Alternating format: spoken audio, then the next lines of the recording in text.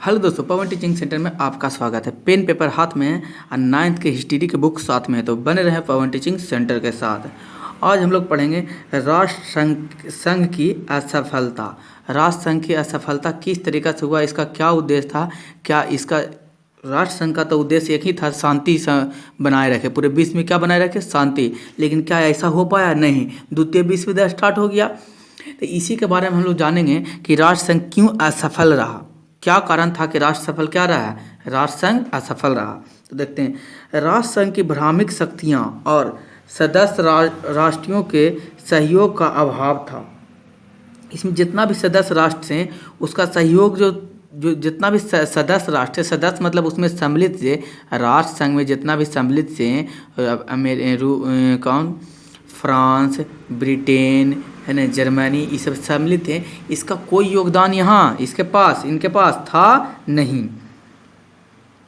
योगदान का मतलब होता है कि उसमें बढ़ चढ़कर हिस्सा ले, कोई समस्या आए तो उसे सावधान करें, सभी को प्रोत्साहित करके। लेकिन यहाँ ऐसा कुछ देखा नहीं गया था।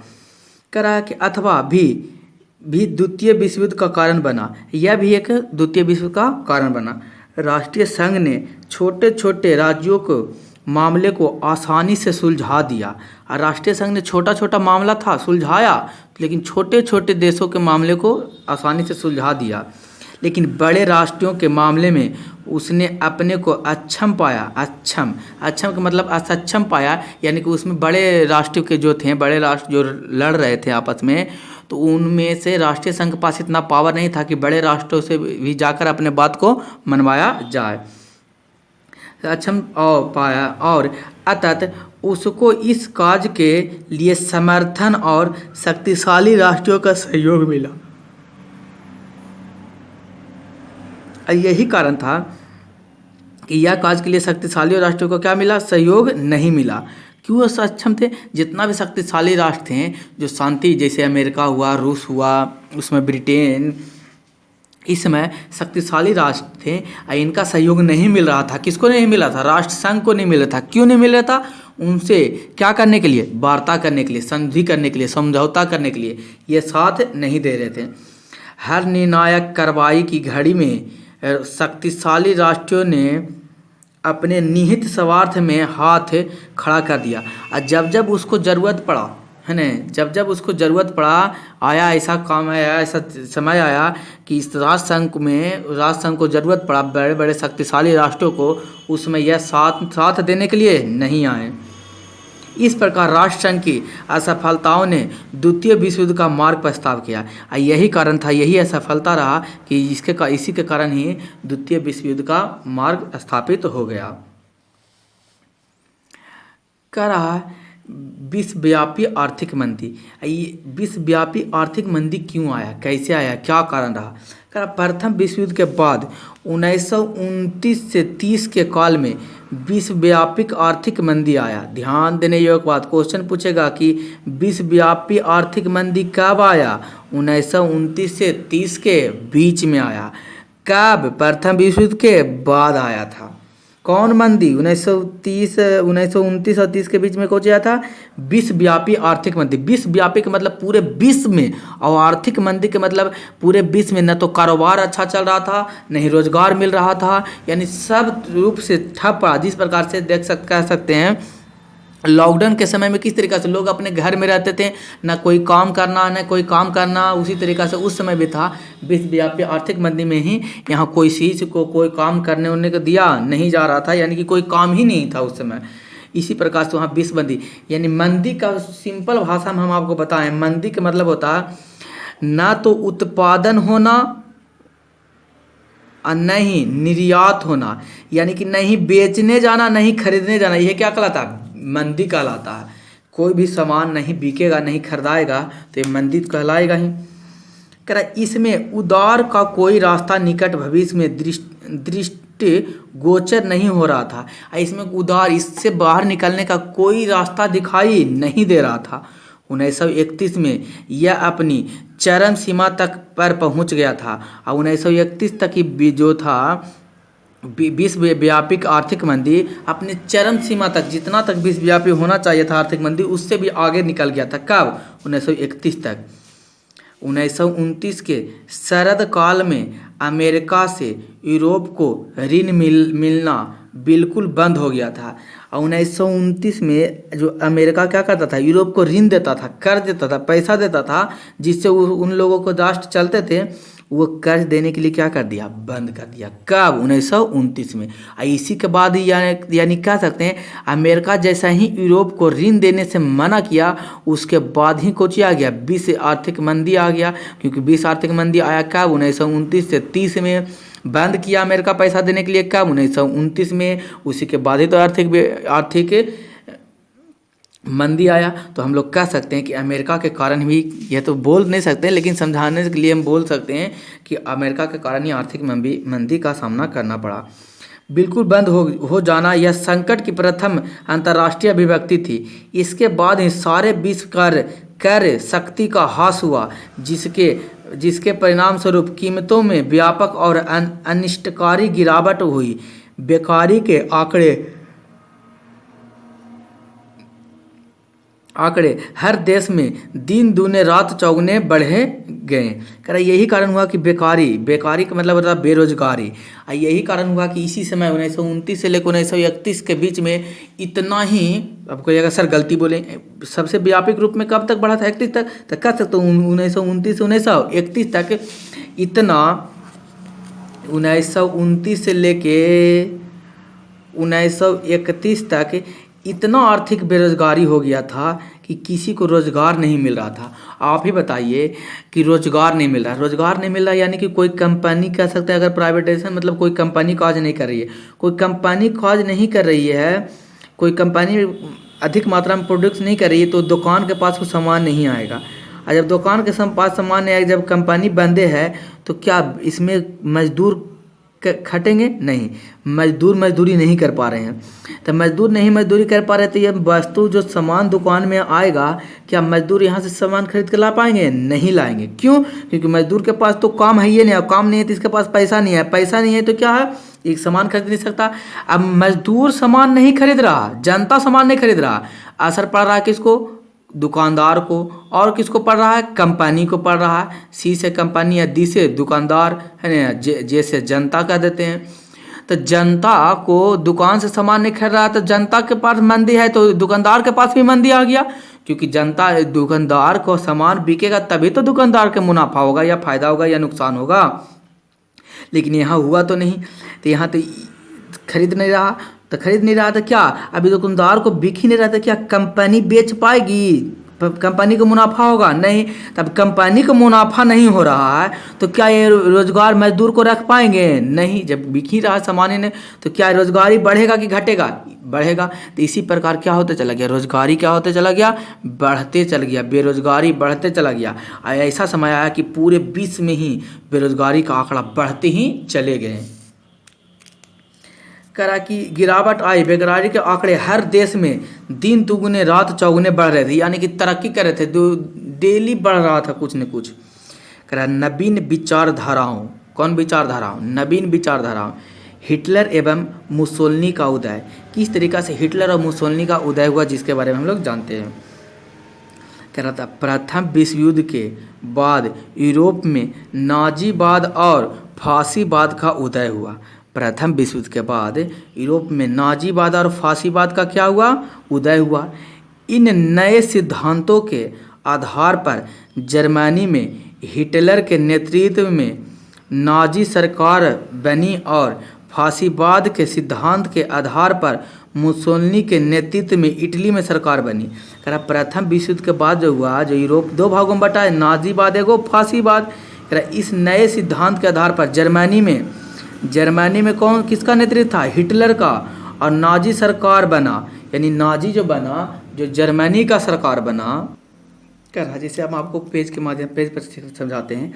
यूरोप में, कौन रूप में? यूरोप में कि यूरोप कै गुटों में बटा? दो गुटों में बटा। पहला कह सकते हैं नाजीवाद, कौन बाद? नाजीवाद। दूसरा फांसीवाद, कौन बाद? फांसीवाद। कौन बाद? नाजीवाद और फांसीवाद। नाजीवाद कहाँ? जर्मनी में। जर्मनी में नाजीवाद में किसका कौन सा नेता था? हिटलर। इसका सरकार बना, हिटलर का सरकार बना। तो यूरोप में नाजीवाद दो भागों में बटा, नाजीवाद और फासीवाद। तब नाजीवाद में कौन कौन था? जर्मनी में कौन माना जाता था? नाजीवाद। तो कौन था इसका नेता? कौन था? हिटलर। यानी कह सकते हैं कि नाजी जर्मनी में हिटलर के नाजी पार्टी बना, यानी नाजीवाद का संगठन हुआ। और यूरोप में फासीवाद। तो बोल सर फासीवाद किसका बना? तो फासीवाद इटली, काउंटली में इटली। इसमें किसका सरकार बना? मुसोलिनी का। किसका? मुसोलिनी का। तो हम कह सकते हैं यूरोप में नाजीवाद और फासीवाद दो गुटों में बटे। नाजीवाद कहाँ? जर्मनी में। इसका नेता कौन हुआ करता था? हिटलर। और फासीवाद कहाँ उत्पन्न हुआ? इटली में। इटली का नेता कौन था? मुसोलिनी। तो कह सकते हैं हिटलर किस कौन सा वाद का था? नाजीवाद समर्थन। और मुसोलिनी कौन था? फासीवाद समर्थन। अब सवाल उठता है कि सर की बैठ के दो गुटों में बैठ के किया क्या? तो हम आपको बताते हैं, देखते हैं आगे क्या हुआ दो गुटों में बैठकर। तो कह रहा है इसका सरकार बैठ गया, दो गुटों में बन गया नाजीवाद और फासीवाद। नेतृत्व में नाजीवाद सरकार। तो यही कह रहा है इस सिद्धांत के आधार पर जर्मन में हिटलर के नेतृत्व में नाजी सरकार और फासीवाद के सिद्धांत के आधार पर मुसोलिनी के नेतृत्व में इटली का सरकार बनी। ये दोनों सिद्धांत, कौन सिद्धांत? ये दोनों सिद्धांत राष्ट्र के गौरव और शक्ति पर बल दे रहे हैं। ये चाहते थे कि मेरा ही राष्ट्र सबसे अच्छा रहे, मेरा ही राष्ट्र का उदय हो और सबसे बेहतरीन मेरा ही। दोनों कौन कौन? नाजीवाद और फासीवाद। यानी कह सकते हैं जर्मनी और इटली। जर्मनी का कौन था? हिटलर। इटली का कौन था? मुसोलिनी सरकार थे। कह रहा इस दोनों राष्ट्रों ने दूसरे राष्ट्रों पर आक्रमण करना शुरू कर दिया। यानी सबसे पहले कौन सा राष्ट्र ने दूसरे राष्ट्रों पर आक्रमण करना शुरू कर दिया? जर्मनी और इटली। क्यों? क्योंकि अपने आप को शक्तिशाली देश बनाना चाहता था, यह समझता था कि हमसे शक्तिशाली कोई तो है ही नहीं। दोनों राष्ट्र ने राष्ट्र गौरव के लिए साम्राज्यवादी लिप्सा को ही आधार बनाया। जापान, जर्मनी और इटली अपने साम्राज्य को विस्तार कर अपनी आर्थिक परेशानियों को दूर करना। ये कह रहा था जर्मनी और फासीवाद जैसा ही नाजीवाद और फासीवाद, यानी कह सकते हैं जर्मनी और इटली। जर्मनी के नेता हिटलर और इटली के नेता कौन? मुसोलिनी। ये दोनों के द्वारा जब दूसरे देशों पर आक्रमण किया गया, इसी समय कह सकते हैं दोनों राष्ट्रों में क्या हो गया? आक्रमण हो गया, और जिसके कारण विश्व युद्ध की परिस्थिति पैदा हो गई। ये दोनों चाहते हैं कि हम बहुत अच्छे रहें। यही लिप्सा पोलिटिक में जापान, जर्मनी और इटली अपने साम्राज्य का विस्तार करना चाहता था। यानी कि पहले तो दो गो था, कौन कौन? जर्मनी और इटली। फिर तीसरा एक आ गया, कौन? जापान। हम लोग सुनते हैं तीन का जहाँ तिगड़ा वहाँ काम बिगड़ा। अब कौन आ गया? तीन राष्ट्र आ गए, जर्मनी, इटली और जापान। अभी तीनों राष्ट्र जब आए और तब और ही कह सकते हैं मुख्य रूप से और ही अलग इतिहास बन गया। यानी कि द्वितीय विश्व युद्ध का परस्पर कह सकते हैं कि लड़ाई स्टार्ट हो गया, या हम लोग कह सकते हैं द्वितीय विश्व युद्ध का पृष्ठभूमि तैयार हो गया और स्टार्ट होने लगा। चाहते थे अपने राष्ट्र का नाम गौरवान्वित करना चाहते थे। आई तीनों का चाहते सिर्फ एक ही चीज़ है, ये था जर्मन, इटली और जापान सिर्फ इतना चीज़ चाहते थे कि मेरा राष्ट्र सबसे ऊंचा रहा। जर्मनी चाह रहा अपना मेरा राष्ट्र ऊंचा रहे, इटली चाह रहा कि मेरा ऊंचा रहे, जापान चाह रहा कि मेरा ऊंचा रहे। तो ऐसा तो कोई तो एक ही ऊंचा होगा। अगर ऐसा नहीं होगा तो युद्ध तो स्वाभाविक बात है कि युद्ध तो होना ही है। तो कह रहा है जापान 19वीं शताब्दी के अंत तक एक शक्तिशाली और औद्योगिक देश बन गया। यानी कि जापान सबसे 19वीं शताब्दी होते होते सबसे शक्तिशाली और औद्योगिक देश बन गया।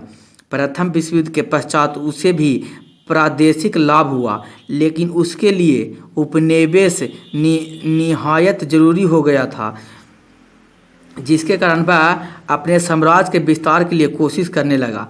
अब हम आपको बताए थे कि प्रथम विश्व युद्ध में जब हुआ था वर्साय की संधि में कुछ राष्ट्रों को बहुत मुनाफा हुआ था और कुछ राष्ट्रों को बहुत नुकसान हुआ था। अब मुनाफा वाला में से इसमें कौन है? जापान है। और जापान में को जब मुनाफा हुआ तो ये क्या हो गया? शक्तिशाली देश के साथ साथ औद्योगिक देश भी बन गया।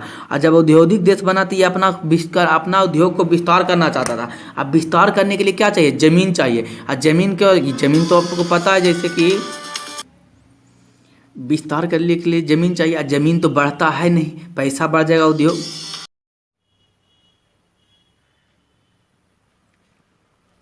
करा तो विस्तार तो होगा नहीं, पैसा बढ़ रहा, उद्योग बढ़ रहा है, लेकिन क्या नहीं बढ़ सकता है, ज़मीन तो बढ़ नहीं सकता है। ज़मीन तो बढ़ने के लिए क्या करना पड़ा, दूसरे को ज़मीन को हथियाना पड़ेगा।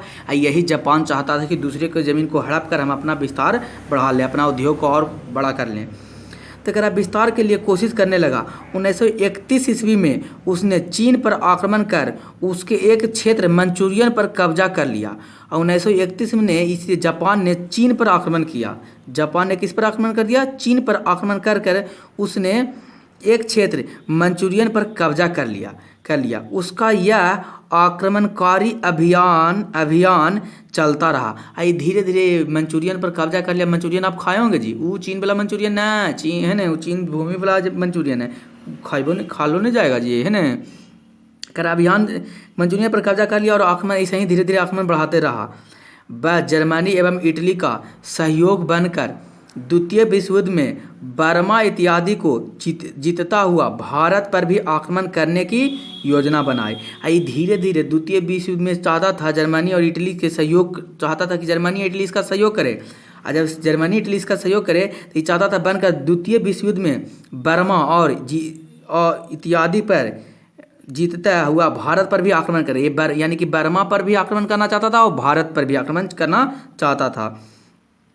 भारत पर भी आक्रमण करने का योजना बनाने लगा। इस तरह जर्मनी, इटली और जापान की साम्राज्यवादी महत्वाकांक्षा द्वितीय विश्व युद्ध में सामने आई। यानी कि जर्मनी, इटली, जापान, यानी कि द्वितीय विश्व युद्ध का मेन कारण बना जर्मनी, इटली और जापान। यही बढ़ते चले गए। अब हम लोग देखते हैं कूटनीति क्या हुआ, कूटनीति किस तरीक़ा से हुआ, कि जिसके बारे में हम लोग जानते हैं। तुष्टीकरण क्या है। कूटनीति के पहले हम लोग देखते हैं तुष्टीकरण। तुष्टीकरण की नीति इंग्लैंड की दृष्टि से या इंग्लैंड की तुष्टीकरण की नीति से भी बहुत हद तक द्वितीय विश्व युद्ध के लिए जिम्मेवार भी थी। पश्चिमी पूंजीवादी देश समाजवादी रूस को नफरत की दृष्टि से देखते थे। वे चाहते थे कि हिटलर किसी भी तरह सोवियत रूस पर हमला कर दे। इंग्लैंड चाहता था कि हिटलर किसी भी तरीक़ा से सोवियत रूस है, यानी कि सोवियत संघ है, बहुत सारे एक इसका संगठन है, ये चाहता था कि सोवियत रूस पर क्या कर दे, हमला कर दे, जिससे दोनों कमज़ोर हो जाएं और तब वे हस्तक्षेप करके दोनों शक्ति को बर्बाद कर दे। इंग्लैंड देखिए, इंग्लैंड चाहता था कि कौन, सोवियत रूस पर, कौन, पश्चिमी पूर्वी देश सोवियत रूस पर हमला कर दे, जिससे क्या हो जाए।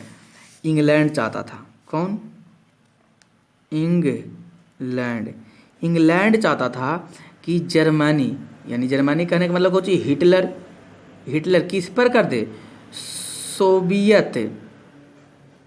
सोवियत संघ पर क्या कर दे, हमला कर दे। और जैसा ही हिटलर सोवियत संघ पर हमला करेगा तो ये दोनों में तो लड़ाई होगा तो इसके सैनिक भी थके रहेंगे, इसके सैनिक भी थके रहेंगे, या इसके सैनिक भी मारे जाएंगे, इसके सैनिक भी मारे जाएंगे, गोला बारूद कम होगा, इसका भी गोला बारूद क्या होगा, कम होगा। और उसी समय चाहता था कि जब हिटलर कर दे तो इंग्लैंड दोनों पर हमला करके दोनों पर शासन कर ले।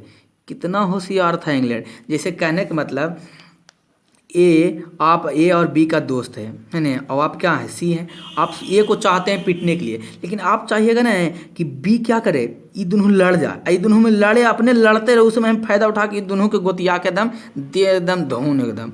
उसी प्रकार है ना, उसी प्रकार इंग्लैंड चाहता था कि जर्मनी में कौन था नेता, हिटलर क्या कर दे, सोवियत संघ पर हमला कर दे, और उसी समय जब समय हमला करेगा उसके बाद हम दोनों पर हमला करके दोनों पर अधिकार जमा लेंगे। कौन चाह रहा था, इंग्लैंड चाहता था। इसीलिए शुरू में पश्चिमी के राष्ट्र हिटलर की मांगों को स्वीकार करते रहे, और जब इन दोनों ने देखा कि हिटलर की मांग और महत्वाकांक्षी बढ़ती जा रही है, तब हाथ खींचना शुरू किया। तब तक देर हो चुकी थी। और जब देखा कि हिटलर जीतते ही जा रहा था, सभी राष्ट्रों में इसका वर्चस्व बढ़ते ही जा रहा था, तब इसको क्या लगा, अब लगा कि है नहीं, हिटलर अब बचने वाला नहीं है, यानी कि रुकने वाला नहीं है, वो हर एक राष्ट्र को क्या करेगा, अपना लेगा। तब यह जाकर यह बात समझ कर, यह जानकर अभी हस्तक्षेप करने लगा। अब सोचा हिटलर को रोकने के लिए, लेकिन तब तक बहुत देर हो गया था, बहुत आगे निकल गया था, इनका मनोबल और बढ़ गया था। तुष्टीकरण की दिशा में अंतिम कदम म्यूनिख समझौता था। कौन समझौता? म्यूनिख समझौता। हिटलर सुडेटलैंड पर अधिकार करना चाहता था। हिटलर चाहता था किस पर अधिकार कर ले? सुडेटलैंड। कौन लैंड? सुडेटलैंड अधिकार करना चाहता है। इसके लिए 1938 ईस्वी में म्यूनिख में हिटलर और मुसोलिनी के बीच इंग्लैंड और फ्रांस ने हिटलर की सुडेटलैंड पर अधिकार को मान्यता दे दिया। हिटलर और मुसोलिनी ने क्या कर दिया? इंग्लैंड को और फ्रांस को मान्यता दे दिया कि सुडेटलैंड पर किसका अधिकार है? इंग्लैंड का और फ्रांस का। लेकिन चाहता था कौन? हिटलर चाहता था। लेकिन मुसोलिनी हिटलर दोनों क्या हो गया? मिल गया। मान्यता दे दी। 1939 में हिटलर ने चेकोस्लोवाकिया पर अधिकार कर लिया। 1939 क्वेश्चन पूछेगा कि चेकोस्लोवाकिया पर अधिकार हिटलर ने कब किया? 1939 पर अधिकार कर लिया। इसके बाद उसने सुडेजिंग बंदरगाह और पोलिस गलियारों के मार्ग पोलैंड से ही की गई। पोलैंड से कहा कि मांगा पोलैंड से कहा कि हमको ये गलियारा का पोलिस गलियारा क्या कर दो, हमको दे दो, क्योंकि यहीं से हम जाएंगे अब अगला देश से जीत के वापस आएंगे। पोलैंड इसके लिए तैयार नहीं था। पोलैंड कहा कि हम देने वाले नहीं हैं, जिसकी वजह से जर्मनी ने पोलैंड पर क्या कर दिया? हमला कर दिया। यही कारण है कि जर्मनी ने पोलैंड पर हमला क्यों किया? क्योंकि पोलिस के डीजी साहब पोलिस के गलियारा मांग रहा था। किससे? पोलैंड से। कौन? हिटलर मांग रहा था, लेकिन दिया नहीं। तो क्या कर दिया हिटलर? हमला कर दिया, है ना। बढ़िया से मांग रहे तो देना है तो दो, नहीं तो तुम छीन लेबे करेंगे। ये किसका रूल था? हिटलर का रूल था। युद्ध का आरंभ और घटनाक्रम। युद्ध का आरंभ किस तरीके से हुआ, इसका क्या क्या घटनाक्रम हुआ, किस तरीका, जिसके बारे में हम लोग देखेंगे। 1 सितंबर 1939 को जैसे ही जर्मनी ने पोलैंड पर आक्रमण कर दिया, उसके साथ ही द्वितीय विश्व युद्ध शुरू हो गया। 1 सितंबर 1939 को जैसे ही जर्मनी ने पोलैंड पर क्या कर दिया? जर्मनी ने किस पर हमला किया? पोलैंड पर। क्यों किया पोलैंड पर हमला? जर्मनी ने किस पर हमला किया? पोलैंड पर। क्यों हमला किया? क्योंकि कौन मांगता था? पोलिस गलियारा किसका था? पोलैंड का। जर्मनी मांगा, दिया नहीं। कहा कि नहीं देगा, आराम से मांगेंगे तो नहीं देगा तो छीन लेंगे। हमला कर दिया। कब हमला कर दिया? 1 सितंबर 1939 को जर्मनी ने पोलैंड पर क्या कर दिया? हमला कर दिया। क्यों? पोलिस गलियारा के लिए अपहरण कर दिया। इसके साथ ही द्वितीय विश्व शुरू हो गया। तो ध्यान देने योग्य बात है, द्वितीय विश्व शुरू कब हुआ? जब जर्मनी ने पोलैंड पर हमला किया, उसी समय यानी 1 सितंबर 1939 को द्वितीय विश्व युद्ध क्या हुआ? शुरुआत हो गया। तो ध्यान देने योग्य बात, कब द्वितीय विश्व का शुरुआत कब हुआ? जब जर्मनी ने पोलैंड पर हमला किया। कब किया? 1 सितंबर 1939 को किया। ब्रिटेन और फ्रांस ने 2 दिन बाद 3 सितंबर 1939 को जर्मन के विरुद्ध युद्ध की घोषणा की। कब? 3 सितंबर 1939 को जर्मनी के विरुद्ध युद्ध की घोषणा की गई। ब्रिटेन और फ्रांस ने 2 देश मिलकर 1 सितंबर को जर्मनी किया, पोलैंड पर किया। ये ब्रिटेन और फ्रांस मिलकर किस पर हमला कर दिया? जर्मनी पर। कब? 3 सितंबर 1939 को विरुद्ध हमला कर दिया। और जर्मनी कब किया था पोलैंड पर? 1 सितंबर 1900। कई दिन बाद? 2 दिन बाद, यानी कि 3 सितंबर 1939 को हमला कर दिया। कौन? ब्रिटेन और फ्रांस ने। किस पर? जर्मनी पर। कह रहा है कौन रहा? कह रहा रूस अपनी सुरक्षा के लिए बाल्टिक के 3 राज्यों एस्टोनिया, लैटविया और लिथुआनिया पर प्रभाव जमाना चाहता था। रूस चाहता था न कि अगर ये 3 राज्य एस्टोनिया, लैटविया और लिथुआनिया पर हम जब हमला कर लेंगे, इसका अधिकार कर लेंगे न, तो हम आसानी से हम सुरक्षित हो जाएंगे। कौन सोच रहा था? रूस।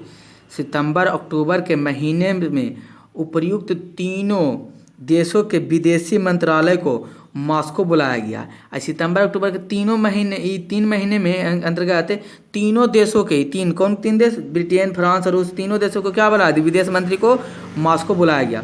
3 विदेशी मंत्री ने सोवियत संघ से पारस्परिक सहयोग की संधि कर ली है। कहा कि सोवियत संघ से हम जुड़े रहेंगे और पारस्परिक संबंध रहेंगे, कोई किसी को कुछ करे उरेगा नहीं, इस तरीका से रहा। इस संधि के अनुसार सोवियत संघ की उपर्युक्त तीनों राज्यों में सेना रखने की अनुमति मिल गई। और यही संधि के तहत तीनों राज्यों में सेना रख ली गई। सोवियत संघ को क्या मिल गया? अनुमति मिल गया। बदले में सोवियत संघ ने इस राज्यों को प्रादेशिक अखंडता को बनाए रखने का वादा किया। कहा सोवियत संघ ने कि कौन तीनों? एस्टोनिया, लैटविनिया और लिथुआनिया का तीनों को बुलाया और कहा कि देखो अगर न होगा, हमला कर देगा तो तुम्हारा भी जाएगा, तुम तो जैबे करेगा, तुम तो जाओगे सनम, हमें भी लेके जाओगे। कौन बोला? रूस। किसको? एस्टोनिया और लैटविनिया और लिथुआनिया को। तो कहा ठीक है, नहीं तो हम ही जाएंगे, नहीं आप ही को जा देंगे। तो बोल क्या इसका उद्देश्य है? कहा कि संधि करो। कौन सा संधि? इस संधि किया और संधि करके कहा कि ठीक है। बोल हमको इससे क्या फायदा होगा? तो बोल इससे फायदा होगा कि तुम्हारा जो अखंडता एकता को हम कुछ होने नहीं देंगे, तुम्हारे को भी बचाव करेंगे। तो कहा ठीक है, जाइए अपना सैनिक को यहाँ बुलाइए। कहा फिनलैंड पर अपना प्रभाव रखना रूस अपनी सुरक्षा के लिए आवश्यक समझता था और रूस चाहता था कि हम सुरक्षित रहेंगे कब? जब फिनलैंड पर मेरा कब्जा रहेगा तब। यानी रूस किस पर कब्जा करना चाहता था? फिनलैंड पर। रूस और फिनलैंड में इस विषय पर वार्ता भी चल रही थी। और रूस और फिनलैंड में क्या चल रहा था? वार्ता। कहने हमको यहाँ भी जगह दे दो तो आने जर्मनी का आने का तो जगह मिलेगा नहीं, तो हम समझ लेंगे यहाँ से। इस पर वार्ता चल रहा था। लेकिन इसी बीच दोनों में वार्ता भंग हुई है। यही इसी बीच क्या हुआ? ये दोनों देशों में क्या हो गया? वार्ता खत्म हो गया, भंग हो गया और सोवियत संघ ने फिनलैंड पर आक्रमण कर दिया। और सोवियत संघ जितना था, कौन कौन? एस्टोनिया, लिथुआनिया, लिथुआनिया, रूस, जितना भी थे सोवियत था रूस में, उस सब जुम के क्या कर दिया? हमला कर दिया। किस पर? फिनलैंड पर हमला कर दिया, आक्रमण कर दिया। 22 मार्च 1940 को फिनलैंड ने आत्मसमर्पण कर दिया। हमला किया लेकिन फिर क्या कर दिया? आत्मसमर्पण, यानी हार मान गया। आत्मसमर्पण मतलब कुछ हार माना। कि फिल्म में देखते होंगे नहीं कि आत्मसमर्पण, ये हाथ उठा देता होगा बंदूक नीचे, हम आत्मसमर्पण कर रहे हैं। तो ये क्या कर लिया? आत्मसमर्पण कर दिया। कब? 22 मार्च 1940 को। फिनलैंड ने होशियार नहीं था। बोल क्यों सर? ये जानता था कि हम इससे बहुत सारे देश हैं, हम जीत ही नहीं पाएंगे, तो इसको दे देता किसके near? Estonia, Lithuania, Lithuania near, कि इसको भी सुरक्षा होता। लेकिन ये कहा नहीं हम तो नहीं देंगे। तो लो नहीं देगा तो भोगो, जैसी करनी वैसी भरनी। 22 मार्च 1940 को हमला आत्मसमर्पण कर दिया। उसी दिन फिनलैंड और सोवियत संघ में एक संधि हुई। यही दिन एक फिनलैंड और किसमें? फिनलैंड और सोवियत संघ में संधि हुई, जिसके अनुसार सोवियत रूस को बेसारी सुविधा प्राप्त हो गई, जिसके अपनी सुरक्षा के लिए आवश्यक समझता था। ये सब चीज़ मिल गया किसको? सोवियत संघ को, जो चाह रहा था, जो मांग रहा था। किससे? फिनलैंड से। कब? 12 मार्च 1940 के पहले। लेकिन माना फिनलैंड नहीं। क्या कहा? कि नहीं देंगे। लो नहीं देगा तो दो, समझो। नॉर्वे, डेनमार्क, हॉलैंड, बेल्जियम और फ्रांस पर विजय। सोवियत संघ की सब देश पर, नॉर्वे, डेनमार्क, हॉलैंड, बेल्जियम और फ्रांस पर विजय। 9 अप्रैल 1940 को जर्मनी ने किस पे? नॉर्वे, डेनमार्क को हराया। इस सब पर किसने अधिकार कर लिया? जर्मनी ने। कौन मानी? जर्मनी। उसकी सेना आगे बढ़ने लगी। जून 1940 तक बेल्जियम और फ्रांस तक कब्जा जमा लिया। 22 जून 1940 तक फ्रांस ने आत्मसमर्पण कर दिया। फ्रांस ने आत्मसमर्पण कब किया? 22 जून 1940 को। इसी बीच इटली भी जर्मनी की ओर से युद्ध में शामिल हो गया। यही कारण कि इटली भी जर्मनी की तरफ से कौन हो गया? शामिल हो गया युद्ध में। तो 1940 तक जब फिनलैंड पर कब्जा कर रहा था रूस, उस समय 1940 तक का नॉर्वे, डेनमार्क, हॉलैंड, बेल्जियम और फ्रांस पर कब्जा कौन कर लिया? जर्मनी कब्जा कर लिया था। दोस्तों अगर आपको अच्छा लगता है तो लाइक और शेयर करना, सब्सक्राइब करना ना भूलें, है न। हमें जब लंबा वीडियो ना हो जाए, है न। आप आधे घंटा देखिए, कहीं पर जा रहे हैं, बस पर बैठे हों, कहीं पर बैठे हों, आप वीडियो चला लीजिए, सुनिए 2 बार 3 बार। किस तरीक़ा से आप जब गाना सुनते होंगे, एक ही गाना को बार बार गाना सुनते होंगे तो गाना याद हो जाता होगा, आपको याद करने की ज़रूरत नहीं। उसी प्रकार इस वीडियो को भी बार बार आप देखेंगे नहीं तो पूरा याद हो जाएगा, याद करने की ज़रूरत भी आपको नहीं है, नोट्स बनावे की ज़रूरत नहीं है आपको। जितना बार होवे टाइम मिलता है देखिए। तो आज के लिए बस इतना ही रहने देते हैं हम लोग। कल हम लोग पढ़ेंगे अगले वीडियो में रूस पर आक्रमण किस तरीक़ा से हुआ। तो दोस्तों आपको अंत तक वीडियो देखने के लिए धन्यवाद।